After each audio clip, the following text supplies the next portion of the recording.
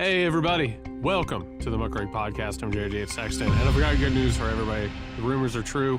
The boys are back in town. The boys are back. I'm here with Nick Hauselman. How you doing, bud? I'm good. Always good post Christmas cheer. Are you feeling that Christmas cheer? If you're watching on YouTube, maybe you can see Nick's got a glow about him. Rosy cheeks. Is that what you're feeling? It's funny. I didn't. I'll tell you this. Feeling neutral has to be considered positive at this point. I think that is a beautiful way to look at it. Yes. Right? Yeah. So I didn't. It wasn't down. I was able to stay neutral and emotionally stable, and I think that's all we can ask for at this moment while we're getting our bearings. Well, I wasn't able to stay emotionally stable, so I'm very jealous. Oh, that's awesome. Good. I'm sorry for you for that, though. How are you stable? Like in this very moment? Well, is stable in the room with me? I don't know. I don't know. Stable. I never even heard her. I have no idea, and that's part of what we have to talk about today. Before we get going, a reminder: we need your help. We need your support. We are independent media. We are living in the dying days of corporate media. And why is corporate media dying, Nick? Because nobody trusts it. Nobody believes any of the bullshit that they're spewing anymore. It's tired. It's old. It needs to lay down and pass away into the dustbin of history. We need your support, though. We don't have ads. We don't have people who are we don't have billionaire benefactors who are paying us in order to carry their laundry and spout their parroted talking points. We need your help. Head over to patreon.com/Muckrake podcast to support the show, as well as to get the Weekender episode every Friday. We will be back this Friday with an episode of the Weekender. Patreon.com/Muckrake podcast. We really, really do need your support. Nick, this is going to come out on Tuesday, December 30th, which means this is the last episode of the Muckrake podcast in 2025 AD, the year of our Lord, which means that we are about to enter into 2026. Before we get going with the stories of the day, I think we should take a quick look back on 2025. How would you, if you had to, how would you characterize this past year? Like emotionally, personally, politically, what are you walking away from 2025 feeling? Oh, as negative as I could probably feel about any year in our. You think it was worse than like 2020? Yeah. That was a tough year. Yeah. Okay, because of the COVID, right? I mean, yeah. Was it worse than having a pandemic? I suppose you have to put it slightly above pandemic level. Wow. Trauma.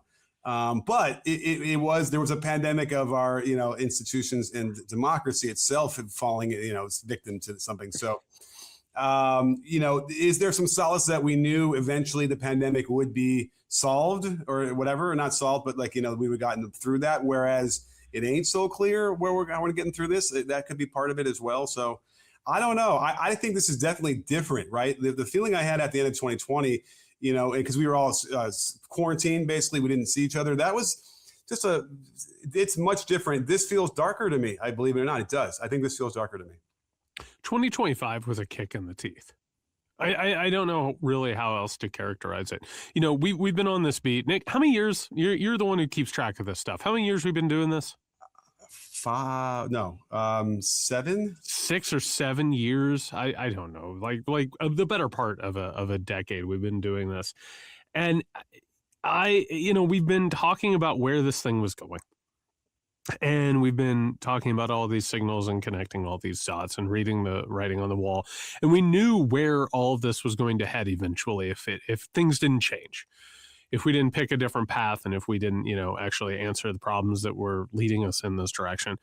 It was really something. It feels like a decade ago, January 20th, getting to the inauguration day. Remember how bad inauguration day felt? Like, it wasn't just the awful ascendance of Donald Trump back to the presidency. It was the oligarchy. It was this blitzkrieg of executive orders, just absolutely dismantling everything. They came on very strong. And since then, I mean, it's everything from dealing with the secret police to the building of outsourcing of concentration camps, a surveillance state that is under construction, rampant and utter corruption, a president who is decomposing in front of our very eyes. And on top of that, it has the veneer of competence is just completely non-existent, totally corrupt, and totally gleefully abusive. And what you just said about, feeling like eventually, yeah, we might get this thing under control. 2025 and moving into 2026, it feels like venturing into the dark and assuming that someday the sun will rise again, because it has in the past, but really being like deep, knee deep in the dark is what it feels like. You know what's interesting is this is more of a Thursday show or a Friday show for the Weekender, but I watched this Matthew McConaughey movie where he's driving the bus in Paradise, California, with the kids to get out of the fires from 2018. And I don't think I'm going to ruin it because I think everyone knows that this is a happy-ish ending, right? Like, anyway, the point is that they're in the midst of fire and it's in this, up in the mountains, whatever. And he just floors it, right? And just goes through fire, hell, trees, the whole thing. But what was startling about it was that they get through it and it's instant. All of a sudden, it's just clear skies and no flat flames and no nothing. And they almost can't even believe it. They're looking around going, whoa. So I kind of want to say like that could very well sort of happen in this sort of thing. We might have all of a sudden it's so quick and it can flip so quickly that we can get back to some sort of what we're looking for. I hope it can happen that way, but it certainly hit me that that could very well be what it ends up being. And it's startlingly so, like how quickly it could change. That's a very Hollywood ending. Right. I mean, and startling too, the contrast, the discordant feeling of going from absolute hell into deliverance, more or less. I don't know that it can happen that quickly, but I do feel, and I'm interested to hear what you have to say about it. I was saying this the other day on my check-in show with Danielle Moody. I feel like 2026 is going to be the reaction to what 2025 has been. I feel like there's going to be a lot of rage that's going to come out. A lot of people who are really, really tired of going through hell, what you just described. Like they're tired of being in the flames and they're tired of, being on this crazy train. And I don't know where that's going to lead. I don't know what type of reaction there's going to be. I don't know whether or not there's going to be a construction of a resistance. There's going to be that sort of apparatus that's going to meet it and make the best out of it. But I feel like 2026 will, in essence, be a reaction to what 2025 has been. Yeah, but I also feel like it's going to be governed by just sort of tentpole events. Things are going to happen. Like if it's Trump's health, you know what I mean? There's certain things that are going to create. Is it Gaza? Is it Ukraine? Things are going to be sort of maybe even outside of the purview, the control of Trump that will spike these things in 2026. I feel like we're going to have more of those as we move forward. I don't even know exactly why I feel that way, but I mean, certainly the health thing, it just seems like we're moving toward that either way. Well, I think you feel that way because everything's kind of gathering, right? Because it's not just that Trump is losing control. I mean, he doesn't really have control. He's not really competent. He's not really capable. We'll talk about that more in just a second. But also America's not either.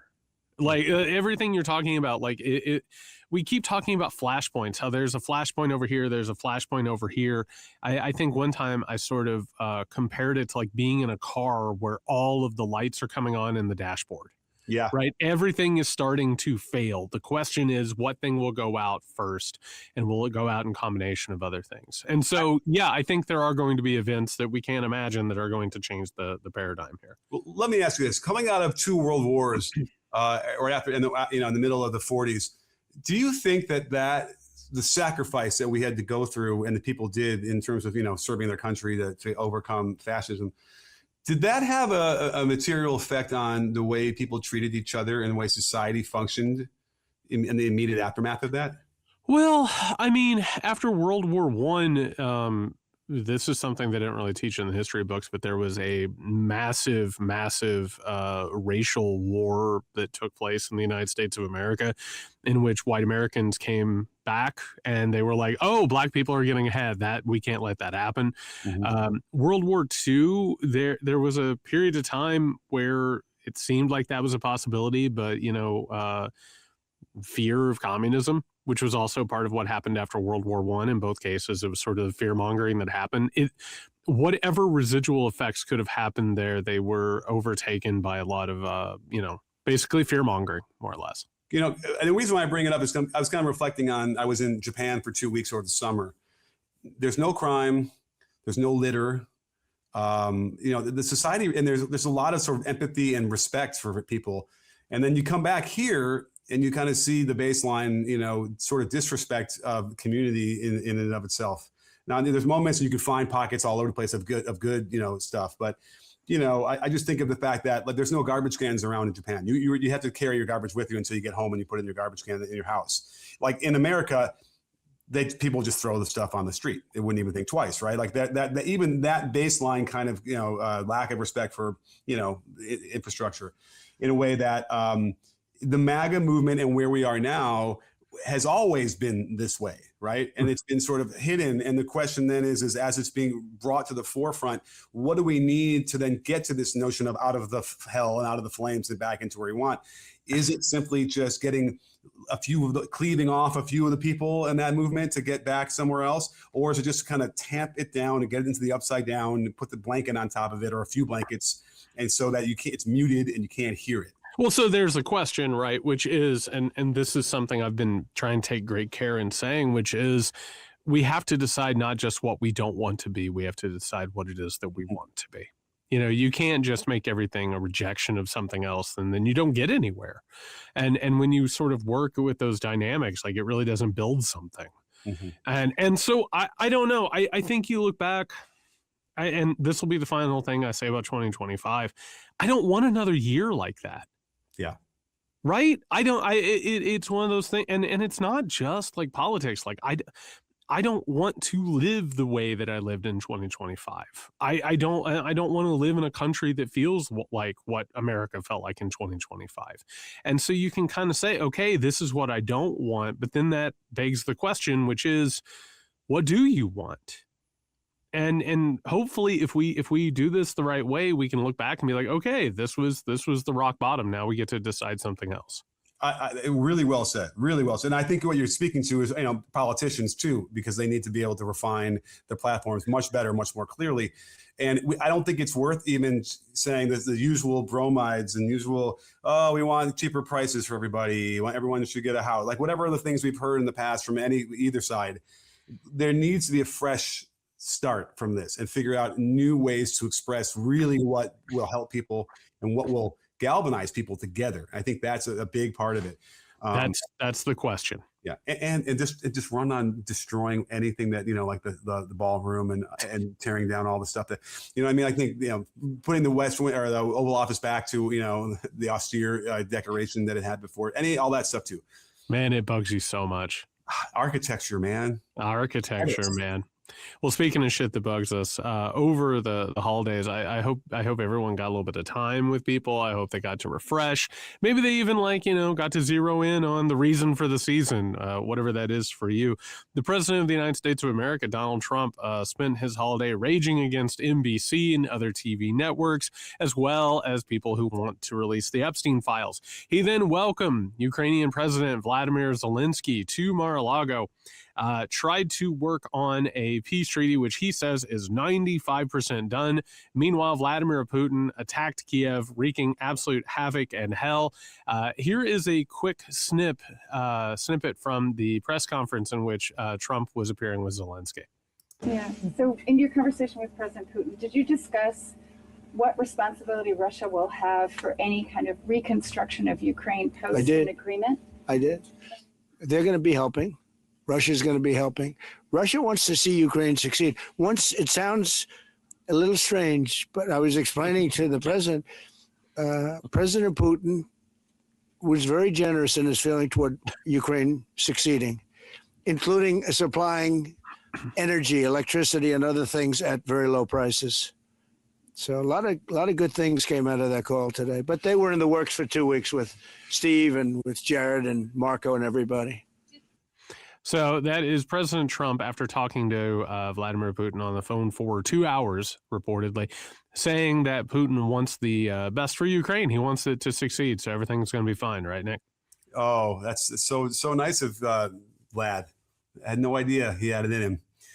But again, the notion that he would say that and he would echo this, and this is the thing. This is the President of the United States echoing, parroting the talking points of the Kremlin, which is confirmed, like in all of the reporting in Russia right now. They're ecstatic. They can't believe how deep in the ass Putin's ass Trump is. He is that literally, you know, and the notion that we would have a fucking American president talking like this, especially because if you're going to have Zelensky, and Zelensky was attacked, right? He's the guy having to battle the aggressor. You don't have a call with the aggressor first to get like all your ducks in a row to figure out what you're going to say. But this is the second time that Trump has done this. It's completely disrespectful to the person that he's hosting in the White House. Well, and to go along with that, Nick, so Putin told Trump on this call that Zelensky and the Ukrainians had sent a swarm of drones to attack his personal residence, right? So here's the thing, Nick. So let's say you're president of the United States of America, right? Like you are the chief executive of the supposed most powerful country in the world. A rival tells you that there was an attack on your private residence. Who would you call immediately after the call to verify whether or not that was true? Probably your ally in Ukraine. You'd probably either call Ukraine to ask if that had happened, or you might get on the phone with your intelligence agencies and say, hey, did this thing happen? Did Trump do any of those things? No, of course he didn't. And here's the thing. I've been thinking about this a lot over the past couple of weeks, Nick. No, we've talked often about how Donald Trump is the worst possible person. And you know, I guarantee there are worse people who could come along, but he is the worst person who in the history of the presidency has been there. Least competent, least intellectually curious, laziest. But also on top of that, Nick, like as he's decomposing, you literally have Vladimir Putin just bullshitting him. Mm-hmm. And he can't, like, whether it is just a kinship with a dictator or just like his inability to actually care about what anything is, he can't even sort fiction from fact anymore. He's just out there doing it live. To borrow one of my favorite quotes from the 20th century, fuck it, let's do it live. That's what he's doing at all times.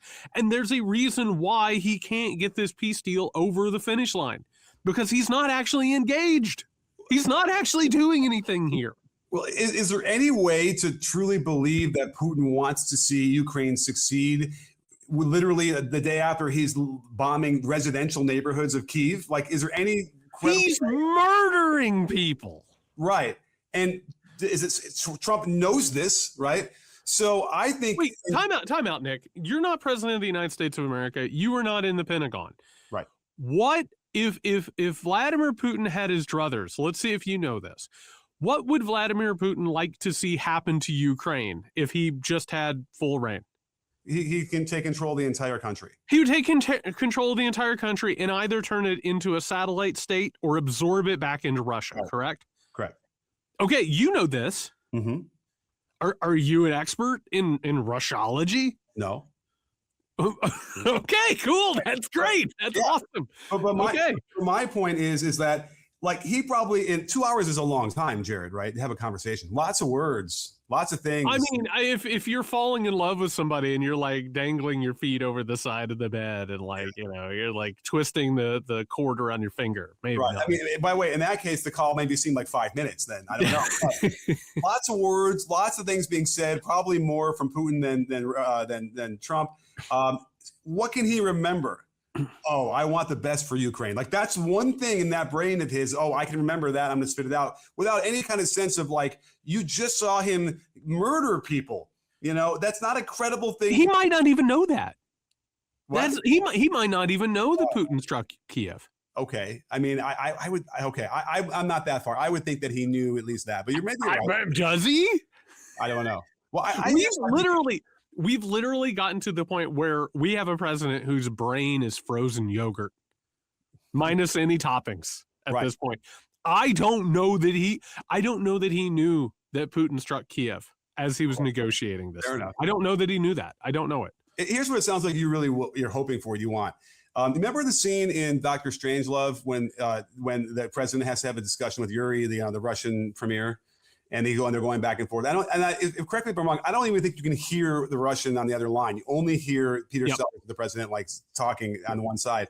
It sounds like you want that, a guy, because he's incredulous. He's like, listen, I'm not here to do it. He sounds almost like reasonable, but you want some pushback. You want some suspicion. You want something from American being suspicious and being concerned about what Russia is doing. And now, by the way, when you watch that movie, it's the most baseline ridiculousness where this is not even a competency anyway.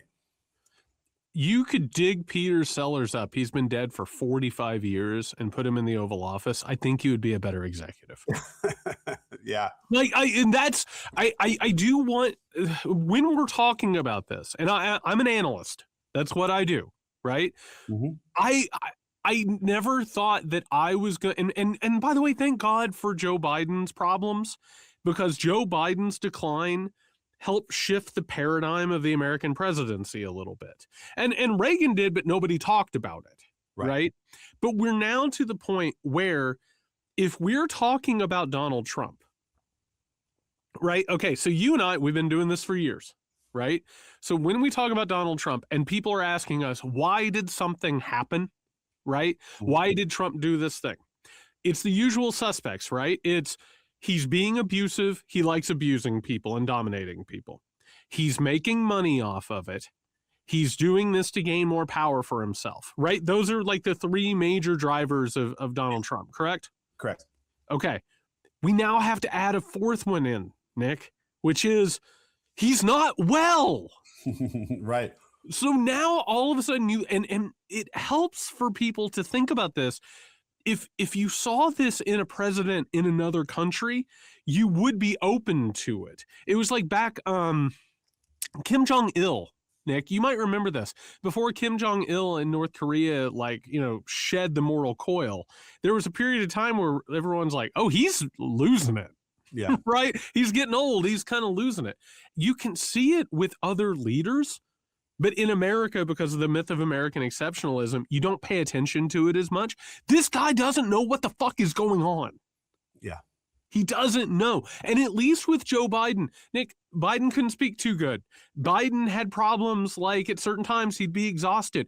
At least Joe Biden took the job seriously enough to confer with intelligence agencies. Yeah. To make sure that all the notes are right, to make sure that when he was feeling more lucid, he could come back to it. This guy doesn't even have that. But was he more lucid in 2017, 2018? Trump? Yeah.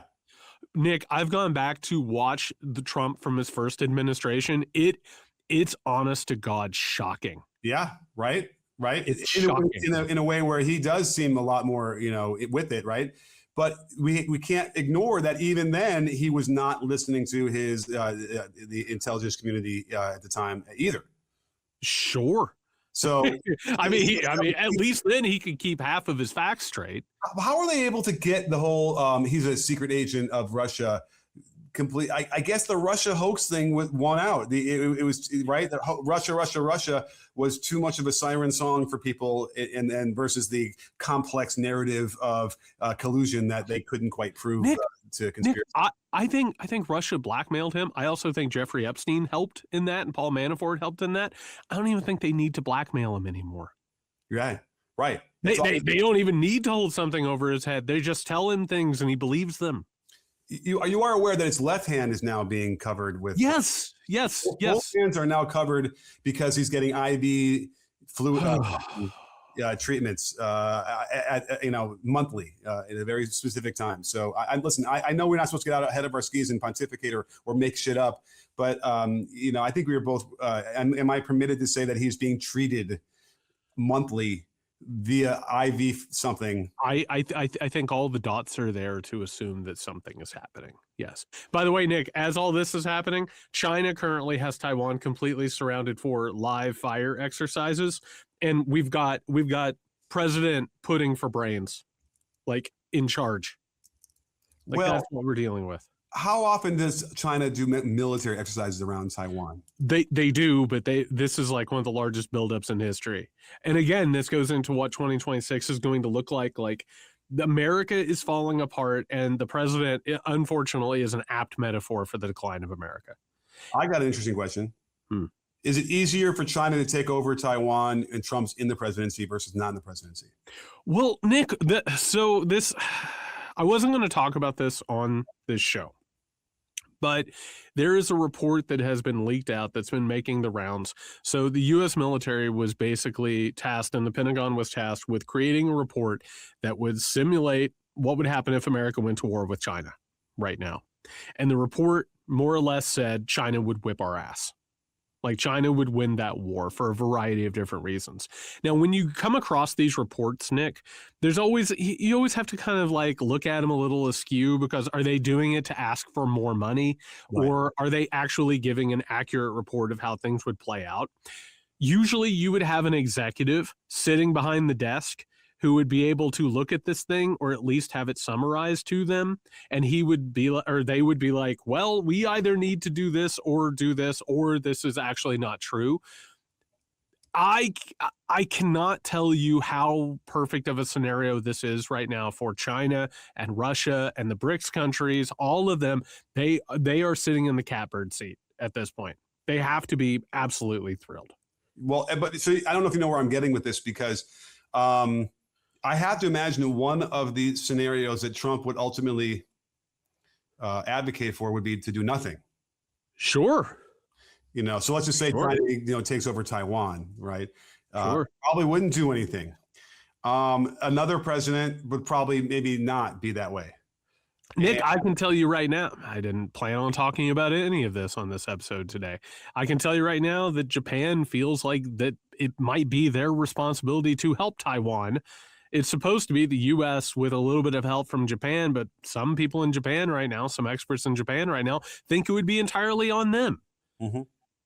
That the idea that Trump wouldn't do anything to help. Is it possible that China has enough insights and enough spies, we'll call it spies, to know the extent of Trump's health? I have to assume that Russia knows that. I also have to assume that Israel knows that.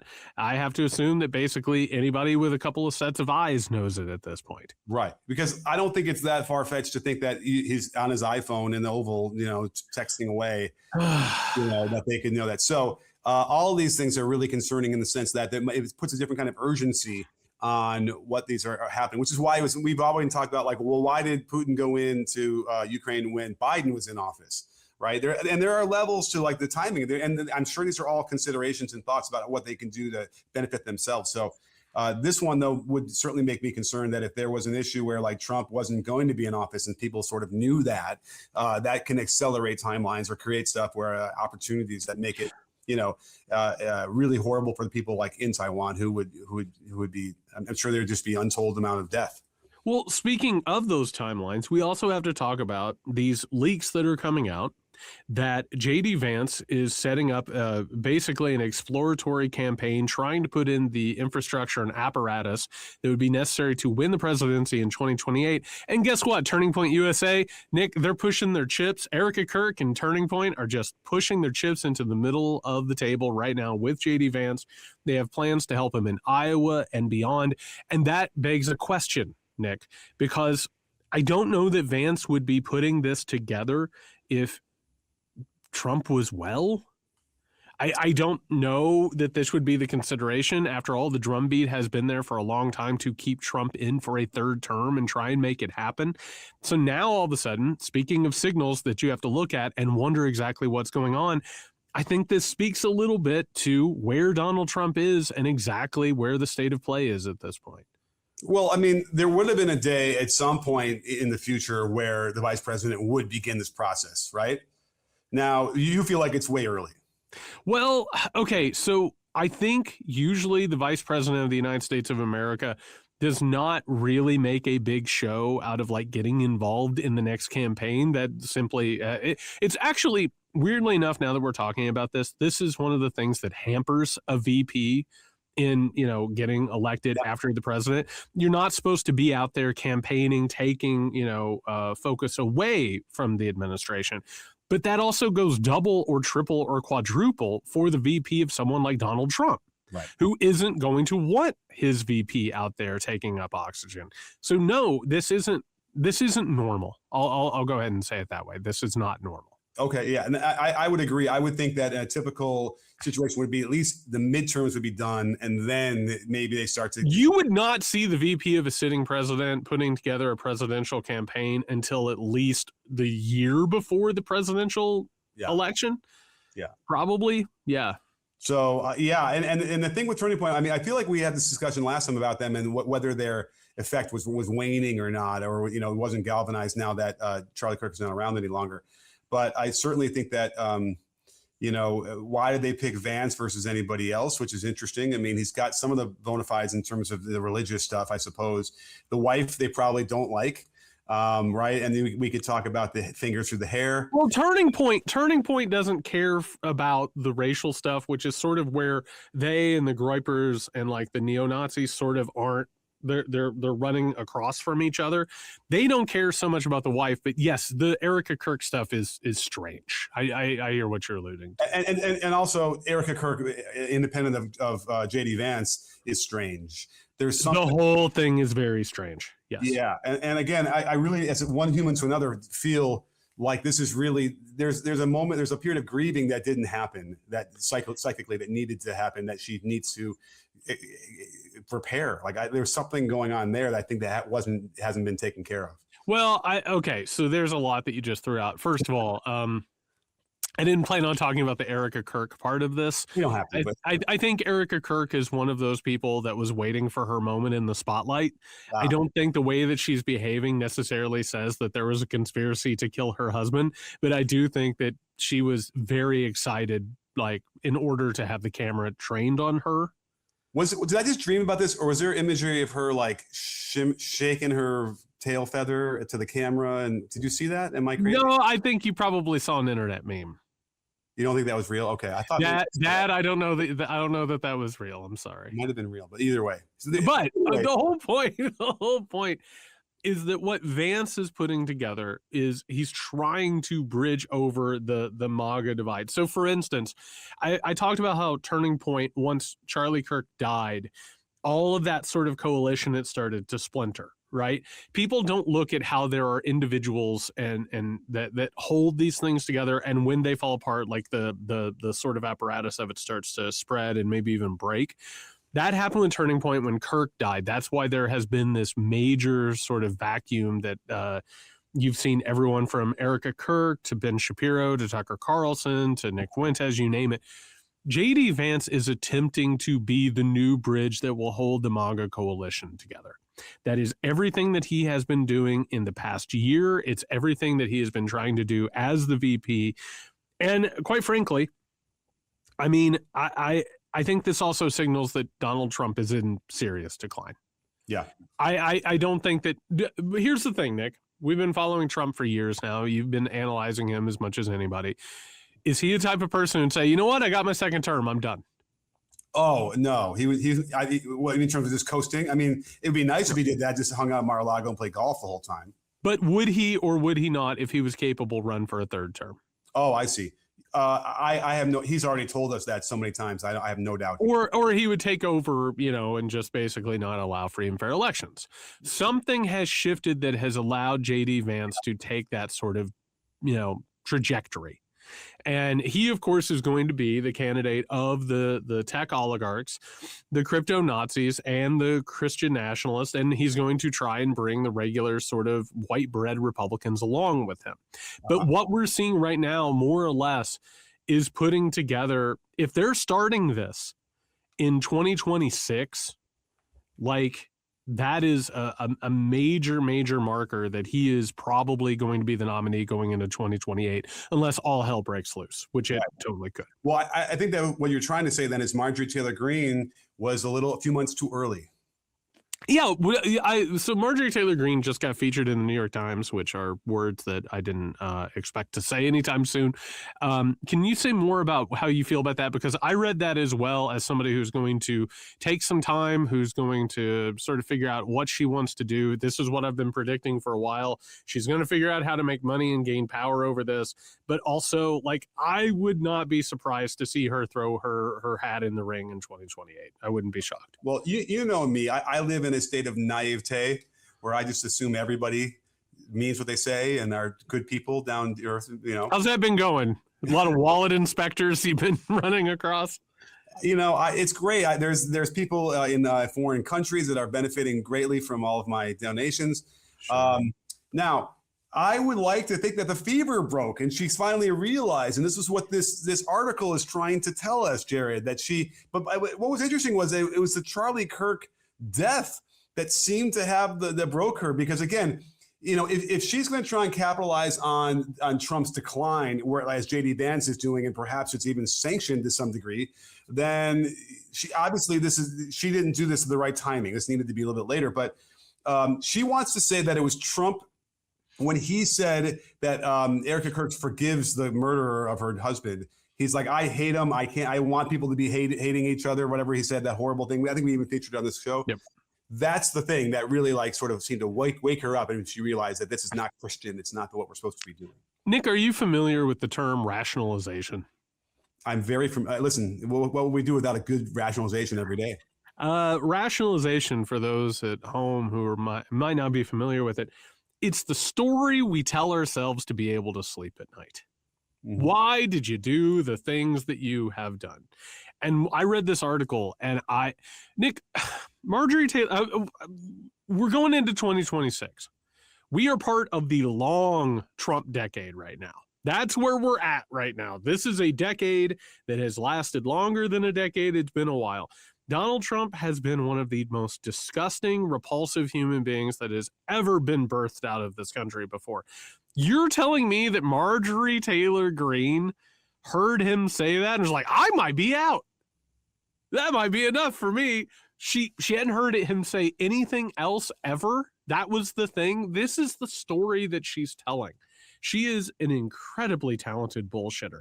And what's more, Nick, she knows what liberals want to hear. And everything that she is saying is just num num num num num num num num num. It's just it's like the treats I give my cats. You shake the thing and they come running. This is liberal catnip, is what it is. Oh, that's not what a Christian is, and I couldn't believe that he said that. Yes, you can. You have known Donald Trump for nearly a decade. You have heard him say one thing after another. That was not so shocking that it made you reconsider everything. Right. Well, okay. Well, then we have to go back to the fact that he told her not to run for the Senate. The Senate. That was really upsetting to her, which she brings up. The other thing that kind of becomes clear in the way that this is phrased, this is a first-person article. The journalist is writing it in the first person.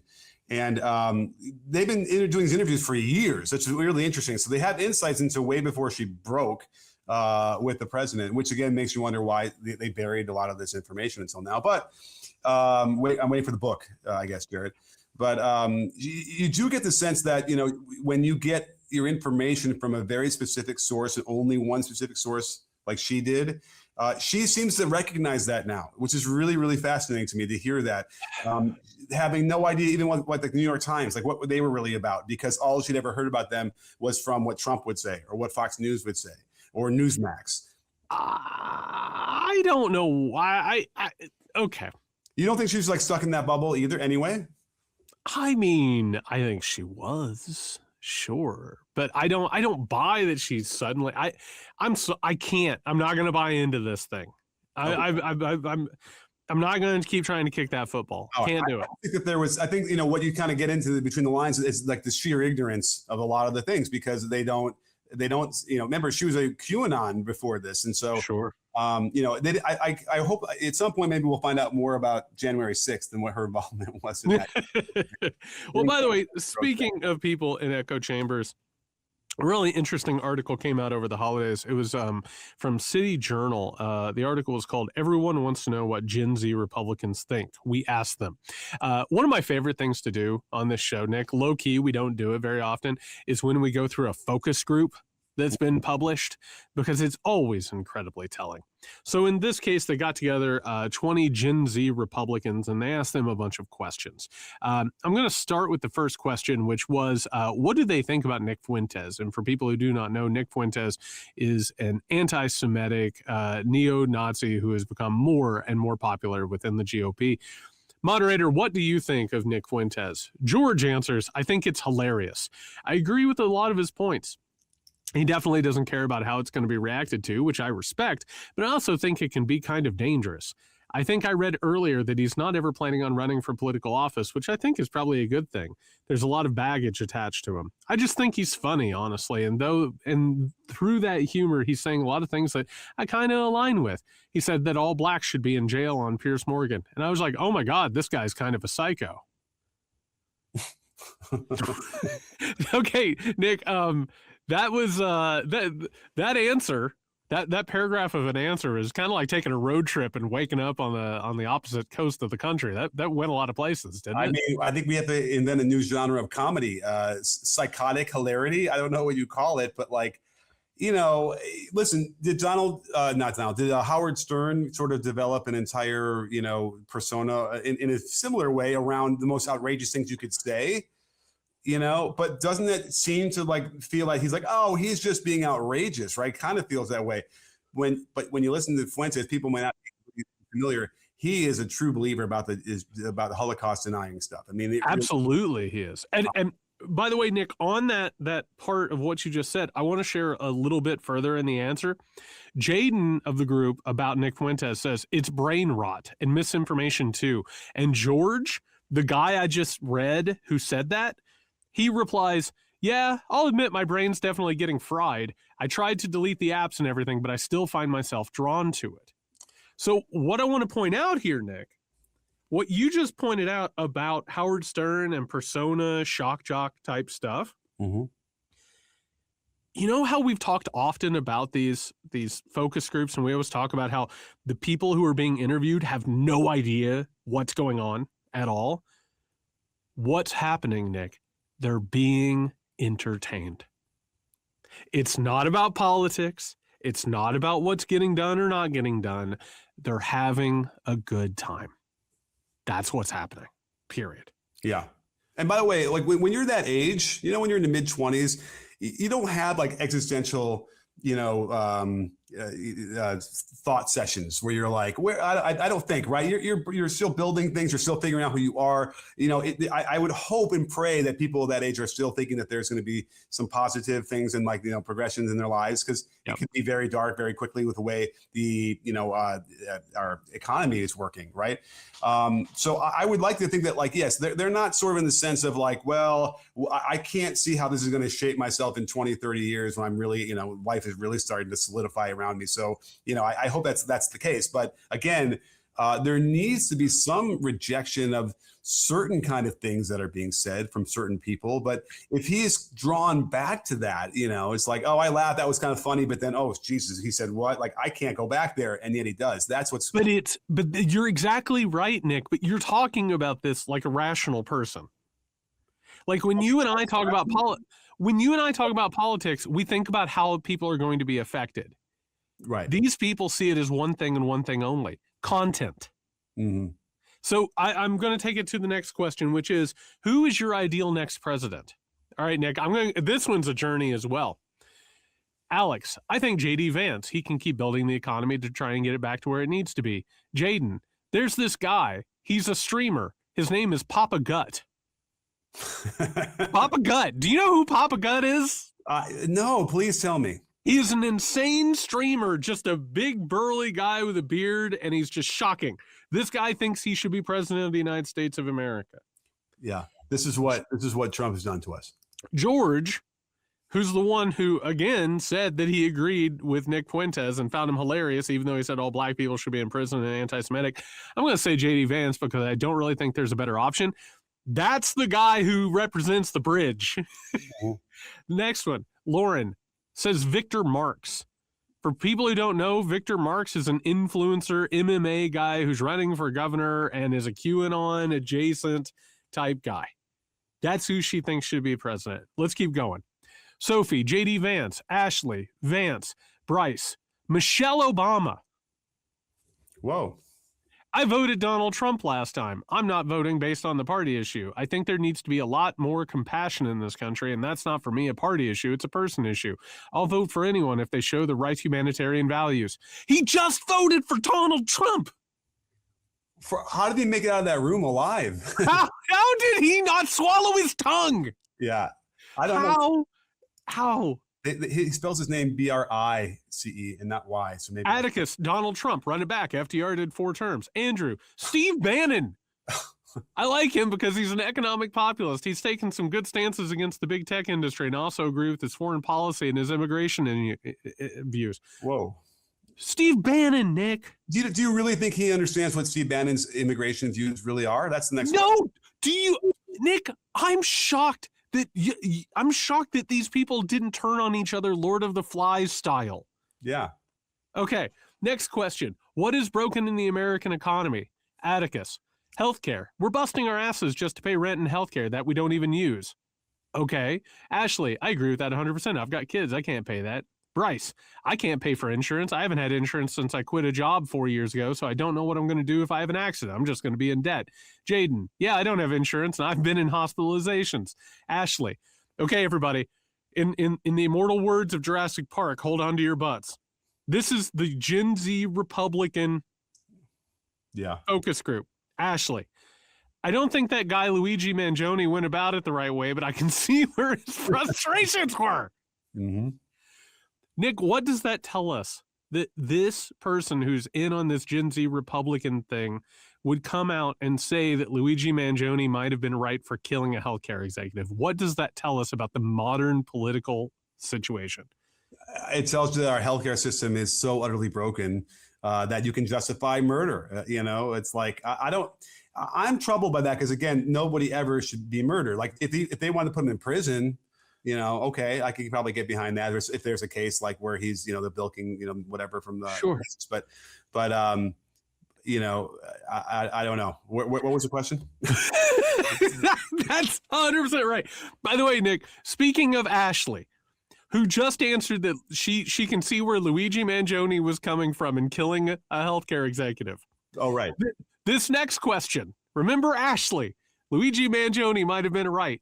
Moderator, what do you think of Adolf Hitler? Ashley, I think he was a great leader, to be honest. I think what he was going for was terrible, but I think he showed very strong leadership values. That's the one who just said that Luigi Mangione had his heart in the right place in murdering a healthcare executive. Andrew, I'm in favor of a strong executive. I think we should have a stronger executive branch. I don't think we should be killing people or doing mass genocide, obviously, but I do think we should have a strong executive. I feel like one of the biggest problems Trump is running into right now is all these little courts. They want to throw up little blockages against everything he's trying to do, whether it be his tariffs or deporting people. So I'm very pro strong executive, strong leader, strong man. I support national sovereignty, and Hitler was a nationalist. He was like, we have to take Germany back for Germans. And I feel like we should do that in America. We should take America back for our native population, Nick. So I'm not an expert on Hitler by any means, but as far as nationalism is concerned, I'm all that.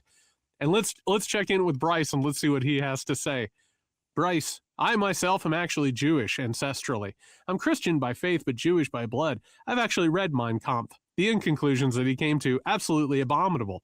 But I strangely understood where he was coming from as far as wanting to improve the national state of Germany. How old are these people? They're Gen Z, my man. So is that 20s and early 30s? What did they say? 20s, early 30s, yeah.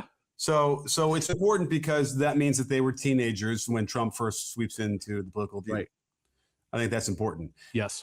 We said, I think last time that I think that the influence that a president has on the society was probably poo-pooed for a long time, and probably didn't necessarily realize how influential that can be, or maybe it is just Trump. Either way, but I'm telling you that this is what's the result of having the impressionable teenagers.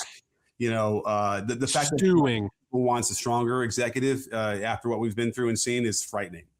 This is, and I'm going to share one last group of quotes here, Nick. What we're looking at right now are people who are marinating in this shit. Mm-hmm. They have no idea what they're talking about. They have no idea what's actually going on. They've absorbed this stuff. That's what it is. They don't even know it. So this last question, which is, what do you think about Jews? Which let's see where this goes. Atticus, they've got Hollywood on lock. George, don't they own like a ton of the media and like just kind of everything? Bryce, no different than black people, Asian people, or any other people here today. I don't really know why there's a single issue about Jewish people. Andrew, I would say a force for evil. I don't see why we support Israel. I think Israel is a very evil state, the genocide in Gaza, killing all these poor people. And the only reason we really support them is because they are the biggest donors. We have AIPAC, and these are all Jewish-run organizations. The moderator asked to follow up. Let me clarify, Andrew. You think Jewish people are a force for evil? Andrew, yes, sir. It doesn't bother me if it's true. Wait. Yes. Yes, sir. It doesn't bother me if it's true. Those slurs, if you're racist or whatever, that just rolls off my back. This is my country. My people have been here since the American Revolution, so I say what I want to. And I wanted to look at this, Nick. Man, that is some constructions. I wanted to talk about this. These people, whether they have gone out and looked for neo-Nazi content or not, it has been so permeated throughout right-wing commentary and ecosystems that it's come in and affected their worldview and given them a crypto-Nazi worldview, even though some of them aren't even aware it's happened. Yeah. Oh, yeah.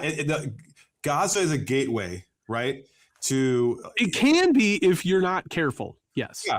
Permission to basically hate Israel. And then if you're uneducated, that means Jews. Like, it's interesting. They went right to the Gaza thing versus like, because there's plenty of Jewish people in America. And it's the same thing as like, are we going to hold every Israeli accountable for what the Netanyahu government is doing? Are we going to hold all of us accountable for what Trump is doing? Like, there's a lot of similarities in that concept. But it's frightening that this is sort of a way to allow people to get in there and then, sort of develop anti-Semitism through this. Now, let me ask you this. Do you think that Hamas felt like they had a chance to win this conflict when they started it? I don't know. I think they thought they needed to do something to change the paradigm. Militarily, do you think they really had any hope of like winning that? I don't know. Sometimes revolutionaries and sort of those types of groups, they think that they can. Well, I think we need to redefine what winning means. If you want to look at it in the sense that winning could increase the amount of anti-Semitism across the world, and particularly in America, by doing something like this.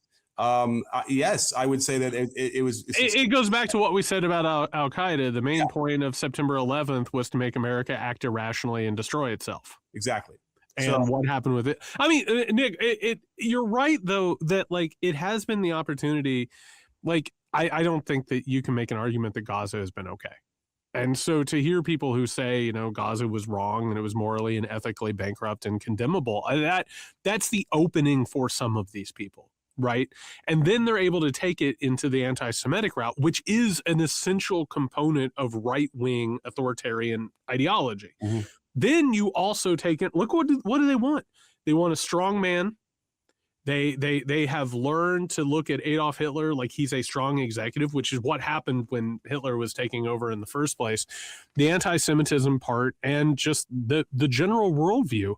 They do not know what's going on.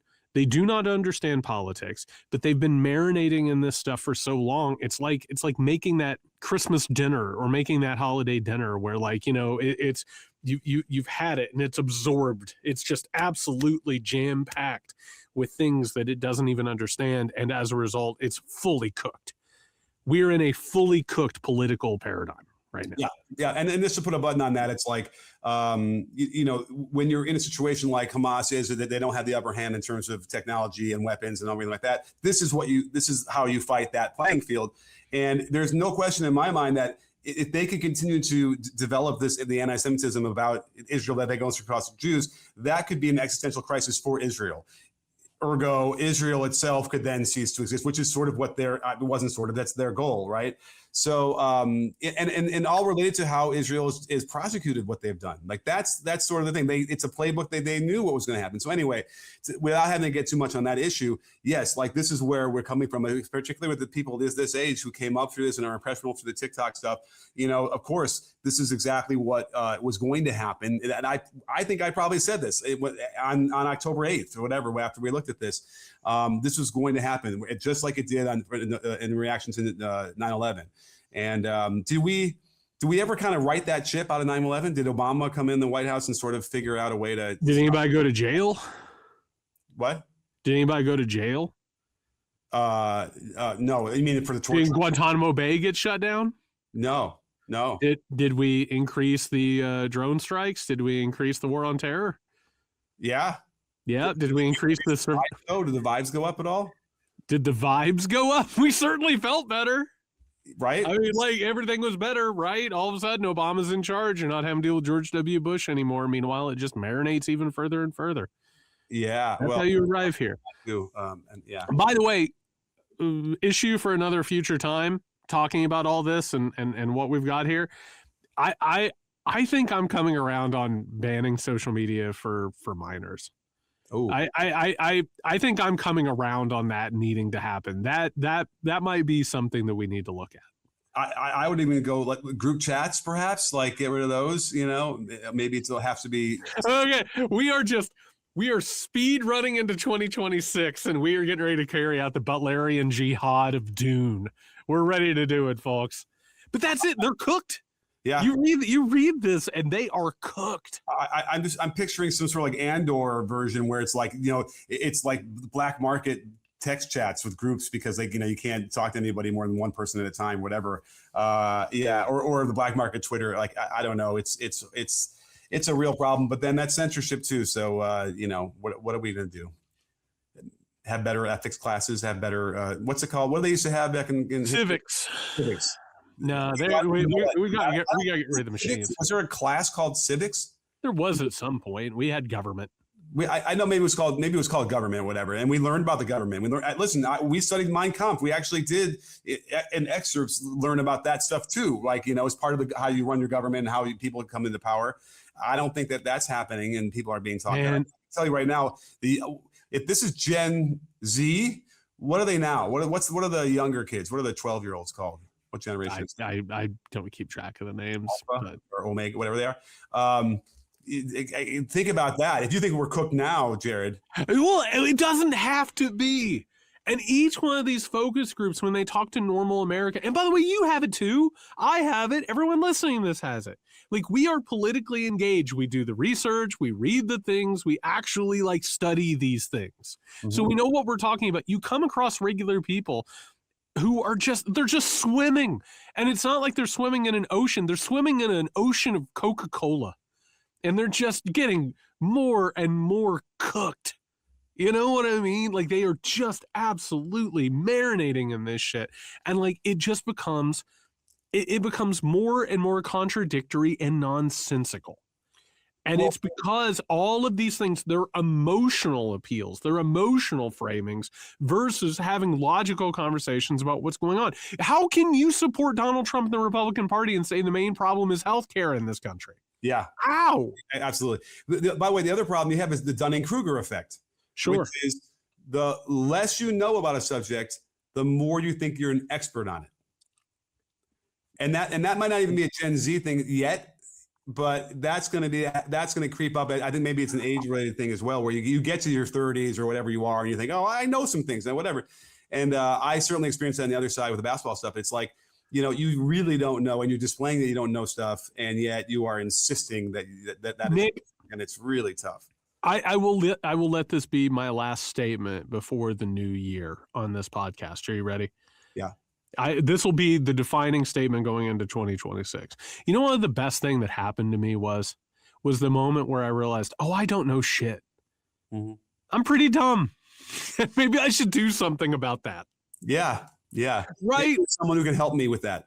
Yeah, maybe there are books that can help me. Maybe there are experts that can help me. Maybe I can admit that I don't know everything. And when that happened, I started to know things. Yeah.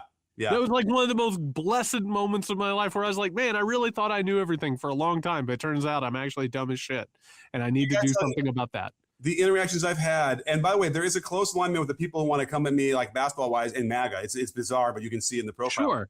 And there are moments when I'm trying to help them understand a rule. It's like with video evidence and the whole thing, where I'm like, how did you ever learn anything? Like, why do you can't accept this? Like, why are you accepting that the sun rises in the east and sets in the west? Like, somebody told you that and you decided to believe it. Like, why is that so much easier to believe than anything I'm trying to tell you with evidence and whatever? It's mind boggling, but here we are. It's let's hope that we can make 2026 a better year than this. How about that? It can't be. Well, could it be worse? It could be worse. It could be worse. It could be worse. Okay. But we're going to make sure it's not. Yeah, it will. It will do that. All right, everybody, that's going to do it for this regular episode of the Muckrake Podcast. We will be back with The Weekender on Friday in 2026, the first episode of the new year. Again, we need your help. We really need your support. We are not supported by any corporation. We do not have ads. We are editorially independent. We seriously need your support. Head over to patreon.com/Muckrake Podcast. In the meantime, you can find us over on Blue Sky. Next at Nick Hauselman. I'm a JY Sexton. Be safe, everybody. Have a good new year.